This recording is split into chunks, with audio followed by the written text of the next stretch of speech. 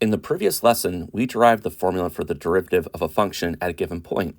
For this lesson, we're going to consider the derivative as a function itself. So this formula here is what we'll use today. And basically, it's the formula from the previous lesson, but instead of the number a, we have x's, treating this as a variable. So this thing is now a function.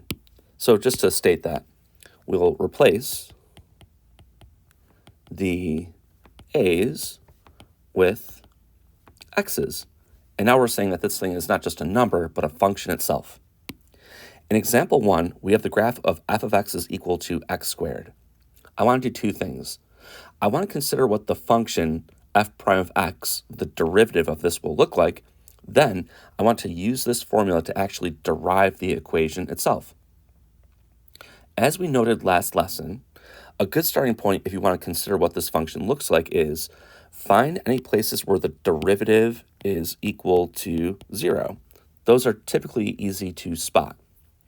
So on the graph, that would be right here, because the tangent line is horizontal, and that's the derivative. So I'm going to mark that spot here. So where is your derivative 0? That's equivalent to saying that f is horizontal, even if for just a moment. Now that means if the derivative is 0 here, everywhere else it's either positive or negative. So where is the derivative positive? That is going to be wherever your function f is increasing, which I'll just write like this. That is this portion of the graph. If you think about it, if you draw a tangent line at 1, the tangent line has a positive slope, and that means your derivative is also positive. I think we saw last time at 1, we actually found the slope of the tangent line at 1, and we got the number 2. So I'll actually plot the number 2. So what we're noticing is, at 0, the derivative is 0, but over here, the derivative is positive. And again, that's because your function is increasing. Lastly, well, where is the derivative negative? That will be where your function f is not increasing, but decreasing. And that is over here. Since the graph is moving down, any tangent line you draw will have a negative slope, meaning you'll graph a negative number. We saw that at -1, the slope was -2, and so I'll plot that point here. Now, this is just going to be a rough sketch of what I think the entire graph looks like, but I'm thinking it's going to be the equation that goes through these points. I'm noticing that the derivatives get larger and larger and larger as we go in this direction, meaning your derivative is going to increase. So let's see, I'll put the graph up like this. Here's my guess. So I think this is what f prime of x will look like. Let's actually confirm this by using this formula to find the equation of the derivative of x squared. So f prime of x is equal to the limit as h goes to 0 of f of x plus h minus f of x over h. F of x plus h means put an x plus h into these x's. So here, that's x plus h squared. We then subtract the function, which is simply subtract x squared, and then we divide by h. Our goal is to simplify this, eventually canceling in some way the h from the denominator. Next, I think the logical place to go is to square x plus h. That gives us x squared plus 2xh plus h squared. So this, when you square it, will square x, it'll square h, but you also get an xh, but you get it twice. I'll now subtract x squared and divide by h. I see that I can cancel this with this. And what we have left is the limit as h goes to 0 of 2xh plus h squared. I want to cancel the h from the denominator, but it looks like we can actually factor an h out from the numerator. So this is the limit as h goes to 0 of, the numerator is h times 2x plus h. And now we can say, well, I can cancel the h's like this. This is the limit as h goes to 0 of simply 2x plus h. We can now put 0 in place of h to get our answer. Nothing goes wrong. And therefore, our answer is 2x. So what is the derivative of x squared? It's 2x. Does that match up with the graph that we have over here? And the answer is yes. This is equal to 0 at 0. If you put a positive number in place of x, you get a positive number for the y values. And if you put a negative number here, you get a negative number over here. So the picture I drew here does match up with this equation. Let's try this again in example 2. Here we have the function x cubed minus 6x plus 4, so it's a little bit more complicated than last time. Here's the graph of it. I want to sketch a graph, and then second, I want to find the equation by using the limit definition. I'll compare the two to see if they're similar, and they should be. To first sketch the graph, I think we should consider, well, where is the derivative equal to 0? That's wherever this function is horizontal for just even a moment, which is here and here. And for this reason, I actually plot the number 0 here and here. So my derivative is 0 here and here. Everywhere else, it is either positive or negative. So where is the derivative, let's say, positive? That's going to be where f is increasing. And where's the derivative negative? That is where f is decreasing. So we have 1, 2, 3 regions to consider. Over here, this is my function and it's increasing. So I'm going to immediately note that the derivative is positive here. Likewise, it's decreasing here. So I know I'll put that the derivative is negative. And then after this point, it's increasing again, and so my derivative is positive. So what happens over here? You get a positive value for the derivative because the tangent lines are increasing. They have a positive slope. But they're really big here, meaning you get a really large number here. They are smaller, so the number you plot is smaller, eventually going closer to 0. The derivative must start large and then get closer to 0. So that is what I will sketch. I don't know it exactly, but I know it looks something like this. Okay, now between here and here, I know the derivative is negative. It's going to be down here. It starts out kind of close to 0. It gets more negative, and then it gets closer to 0. So that means it's, close to 0 here. Then it has to be further away from 0, and then it has to go closer to 0 again. So I think the graph has to look like this. Last, over here, I know the derivative is positive. First, it starts out kind of small, but then it's getting really, really large. So it's going to be close to 0. Then it's going to be really big. Again, I don't know it exactly, but it's going to look something like this. Here's my guess for the graph of the derivative. Let's actually go about trying to compute it. Now, in the computation that we're going to do, I see I have an x cubed. And I think it's worth noting before doing all this work, we're going to have to compute x plus h cubed. What is this equal to? If you take the time to multiply it out, it is x cubed plus 3x squared h plus 3xh squared plus h cubed. The pattern is you start with your first term to the highest exponent, and as you move down, the exponent decreases from 3 to 2 to 1 to 0, and so we don't write it. And then likewise, in reverse, h starts out, let's say, at 0, and increases until you get to 3. So there's h to the 0, h to the first, second, and then third. The coefficients are 1, 3, 3, and 1, and you can derive these by using Pascal's triangle. Now, with all that being said, let's actually figure out what is f prime of x equal to. It is the limit as h goes to 0 of f of x plus h minus f of x all over h.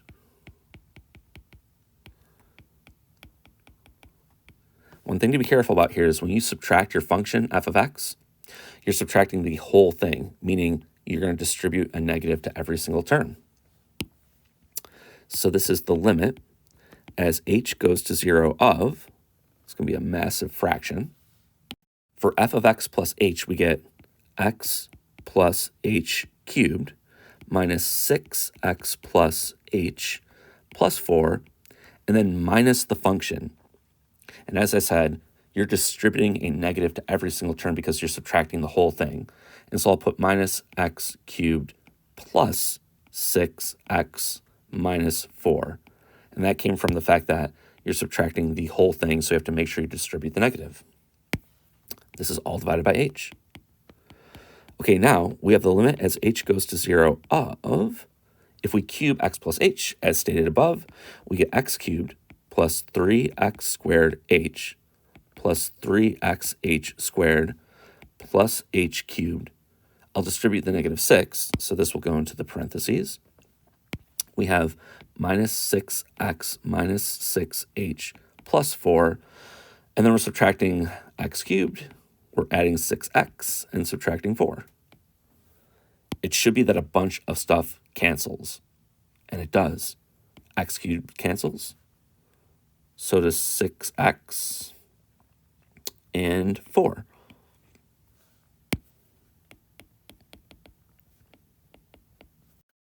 We have that this is the limit as h goes to 0 of 3x squared h plus 3x h squared plus h cubed minus 6h. That means you can factor an h out of every single term, canceling it with the 1 in the denominator, which is the limit as h goes to 0 of h times 3x squared plus 3xh plus h squared minus 6. So this cancels with that. This is now the limit as h goes to 0 of just 3x squared plus 3xh plus h squared minus 6. We can now substitute 0 in place of h, meaning this will be 0 and this will be 0. The only thing left over will be 3x squared minus 6. And that's actually the answer for what f prime of x is equal to, 3x squared minus 6. Does this function match up with our sketch of what we thought the derivative would look like? And the answer is it does. Here, this is a quadratic, meaning it's a U-shaped graph. And since the coefficient here is positive, it's opening upward. This minus 6 will take your quadratic and shift it down 6 places. So this is why my sketch wasn't great. I mean, it should have been down here, but this was just to get an idea of what the equation looked like. But this is our exact equation, and that's it for this example. In example 3, we're given f of x is equal to x plus root x plus 6. And again, we want to find f prime of x, a formula for the derivative. But added to this, can we determine the domain of both f and f prime? We're considering the derivative as a function now, so we can also ask, well, what numbers are you allowed to put into this function? To start with, let's actually just get a formula for f prime of x. So f prime of x is equal to the limit as h goes to 0 of, stating the definition first, that's f of x plus h minus f of x all over h. Directly substituting into this equation, f of x plus h is x plus h plus the square root of x plus h plus 6. And when you subtract the function, we have to make sure that we're subtracting the whole thing, distributing a negative to every single term. And so we get minus x minus root x minus 6. Does anything cancel? Sure. We have a 6 and a negative 6. We have an x and a minus x. Maybe just a quick note. I didn't put parentheses around the x plus h here just because there's a 1 in front of the x, and so it actually is unnecessary. Now canceling, those cancel, and those cancel. And we are left with the limit as h goes to 0 of, we have h, and then we have plus square root of x plus h minus the square root of x all over h. Now, how do we simplify this further? It'd be nice if we can't cancel this h with this h, but there's only h in one term. And then over here we have the difference of two square roots, and we can use a conjugate in that kind of a limit. But the issue is they're currently all in the same fraction. Here's a little trick that you can do here. You can actually split this up into two separate fractions and do h divided by h plus, as a new fraction, this divided by h.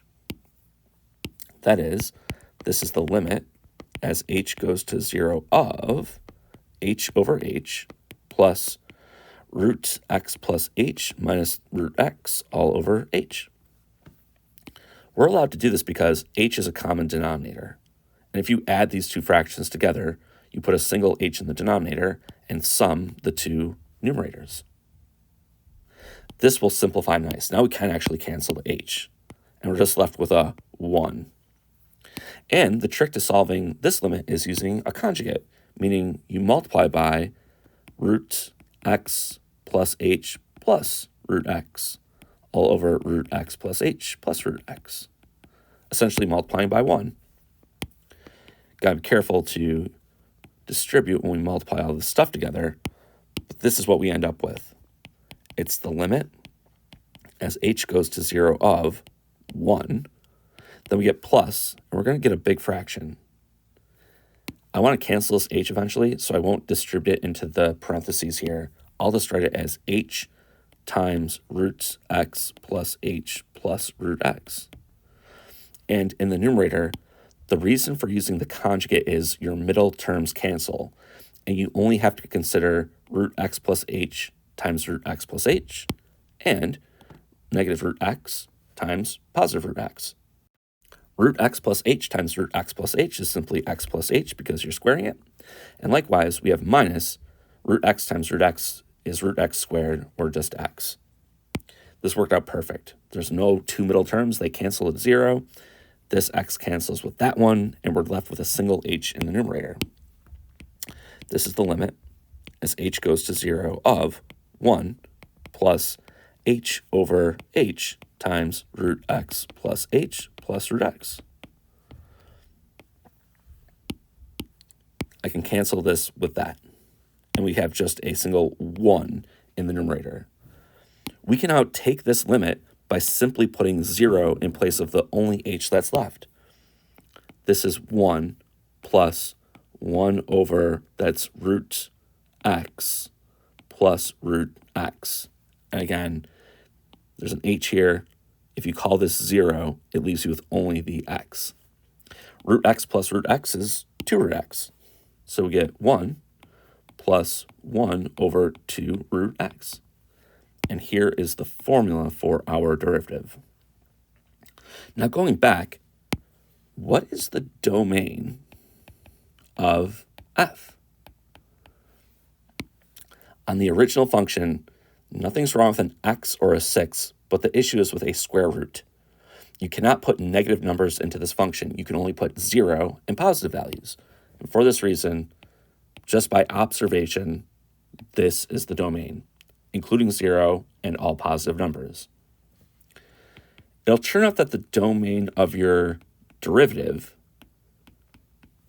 can only be smaller than the domain of your original function. It has to use either all of these values or perhaps for some reason exclude some of them. We can figure this out by looking at the formula. And what do you know? The square root of x also appears within the formula, meaning you cannot put negative numbers into this function. But there's another number that you cannot enter too. You cannot use the number 0. If you put 0 in place of x, this is 1 over 0, which is division by 0. And for this reason, you can only use positive numbers.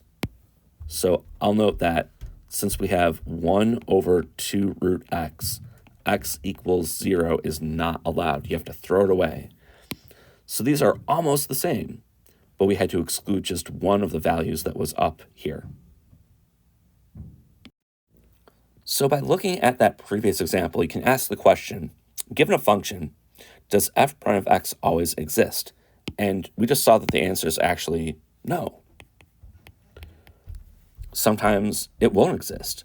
For example, at 0 in the previous example. Why does that happen? Or specifically, what causes this to happen? It comes from the definition of the derivative. Maybe we could consider it at a point instead of as a function itself, which means just put a's back into the derivative formula. This is a limit. And when does a limit not exist? When the limit from the left, so we'll say the limit as h goes to 0 from the left, is not equal to the limit from the right, which is this limit. This is why a derivative can fail to exist, because it's a limit, and if the values on two different sides are not equal, you can't say this thing is a number. Let's check that out in example 4 here, where I have a graph of the absolute value of x. Again, I first want to consider, well, what does the graph of this thing look like? And then after we do, can we find the equation for f prime of x and maybe state places where the derivative does not exist? Just as a reminder, if we're working with the absolute value of x, it's equal to two things. It's either x, if we have a positive number or 0 going in place of x, or it is negative x, if x is less than 0. Again, the reason for this negative is if x itself is negative, a negative times negative makes this thing a positive, meaning the absolute value is always a positive number. If you look at the graph down here, this part over here is x, so that is y is equal to x, versus over here, where y is equal to negative x. This can help us get the graph pretty quickly. For starters, where is the derivative equal to 0? So I'll state that down here. Where is f prime equal to 0? And the answer is nowhere. There's a corner on this graph, a sharp corner, but it never actually levels off smoothly. So the derivative doesn't actually equal 0 here. Over here, the derivative is positive, and over here, the derivative is negative, because here we're increasing and here we are decreasing. But we can get more specific here. Here your function is increasing, and the function is y is equal to x. What is the slope of this line? It's 1. And that's actually what the derivative is. It's the slope of the tangent line, which is also 1. What this means is your derivative is positive over here, but it's always positive 1. You can actually just graph the line 1, and it will look like this. Now, I don't know what it's equal to at 0, but everywhere else over here, I do know we can call the number 1. Now, what about over here? What is the derivative of this part of the graph? Well, the function is negative x, and that means the slope of this thing is negative 1, and that's what the derivative is equal to. It's always a horizontal line at negative 1, like this. So what is a graph of your derivative? I think we have it pretty exact here. This is f prime. It's 1 if we're here. It's negative 1 if we're here. But what's going on at 0? Is it equal to 1? Maybe it is equal to 0. Or perhaps it's negative 1. It will turn out that for this function, if you try to find the derivative at 0, what does it equal? Nothing. It does not exist. Let's figure out why this happens. F prime of 0 is the limit as h goes to 0 of f of x plus h, f of 0 plus h, minus f of 0 all over h. And really, we don't have to write 0 plus h, that's just h. If we use the formula for f, which is the absolute value, we get the limit as h goes to 0 of, okay, f of h is the absolute value of h, minus f of 0. The absolute value of 0 is 0, and that's all divided by h. Or even more simply, it's the limit as h goes to 0 of absolute value of h over h. And I'm claiming this limit does not exist. Let's check the limit from the right.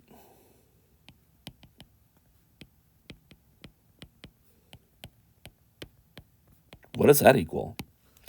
So in this limit, if we only consider the right side, the absolute value of anything, in this case, is just that thing. Absolute value of h is simply h.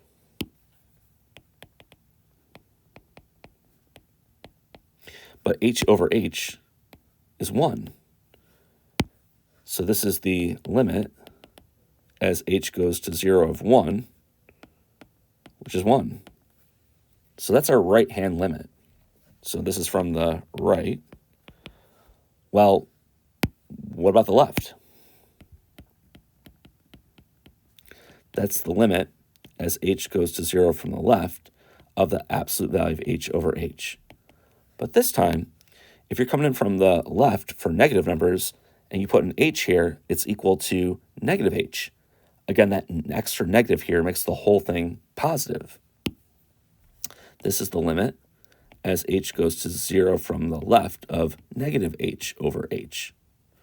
And when you simplify this, this is the limit as h goes to 0 from the left of, well, not positive 1, but negative h over h is negative 1. So this limit is negative 1. What's going on here? The limit from the right is not equal to the limit from the left, because the limit from the right is positive 1, which is not equal to the limit from the left, which is negative 1. It is for this reason why the derivative at 0 does not exist. It's because it's a limit, and when you compare the right side to the left side, you get two different numbers. So you cannot actually put in a value here. This will happen anytime that you have a corner in a graph, because you have a slope on one side, which is equal to a different slope on another. So in summary, in what ways does f prime of x not exist? And we would say, when is f not differentiable? Meaning you can't take its derivative. And there are exactly 3 instances that can happen. It could be that your function is not continuous. If your function is not continuous, you can't really draw a tangent line at this point, meaning there's no slope, meaning it's not differentiable. So it's continuous here, it's not continuous here, so here it still is continuous, but something strange happens. The graph becomes vertical for just a moment. And if you draw a tangent line, it means the tangent line is vertical. So here we have a vertical tangent line. If you have a vertical tangent line, it must be of the form x is equal to some number a. But the slope of a vertical line does not exist. So the slope does not exist. And the derivative is the slope of this tangent line. And if the slope doesn't exist, it can't be differentiable. There's exactly 2 other spots of consideration on this graph. There's here and here. And at both of these locations, there is a sharp corner, or even just you could say a corner. The function is not differentiable here or here. And the reason is you have the slope on one side differing from the slope on the other side. Therefore, the limit cannot exist. So not differentiable has 3 cases. Not continuous, perhaps a vertical tangent, and then also maybe there are corners on your graph. In example 5, I'd like to do one more computation. I want to find the derivative of this function f of x, but then I want to find the second derivative of that, and we'll talk about what that is equal to. So to start with, f prime of x is the limit as h goes to 0 of, again, it's f of x plus h minus f of x all over h. That's the limit as h goes to 0 of, okay, so that's 3 over x plus h squared minus 3 over x squared over h. I'm going to multiply through by a least common denominator, which is x squared times x plus h squared. Okay, in doing so, I get that f prime of x is equal to, we get the limit as h goes to 0 of, okay, this is 3 x squared times x plus h squared over x plus h squared minus, so we have 3x plus h squared times x squared, which I'll write like this, but this is over x squared, and we have to multiply in the denominator too, so that's h times x squared times x plus h squared. I found my least common denominator, and I multiplied every single term by it, essentially multiplying the top and bottom by the least common denominator. Stuff now cancels, that cancels, that cancels, and that's all that cancels.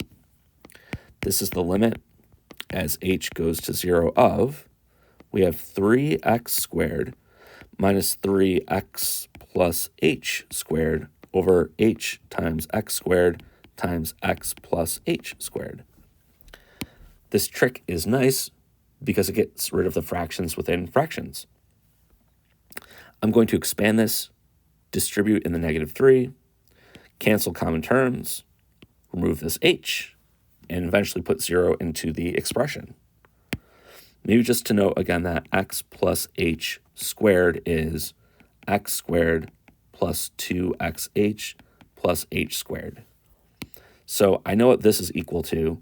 I'm going to simply multiply this side by -3 and put all that stuff here. This is the limit as h goes to 0 of 3x squared minus 3x squared minus 6xh minus 3h squared. And that's all over h times x squared times x plus h squared.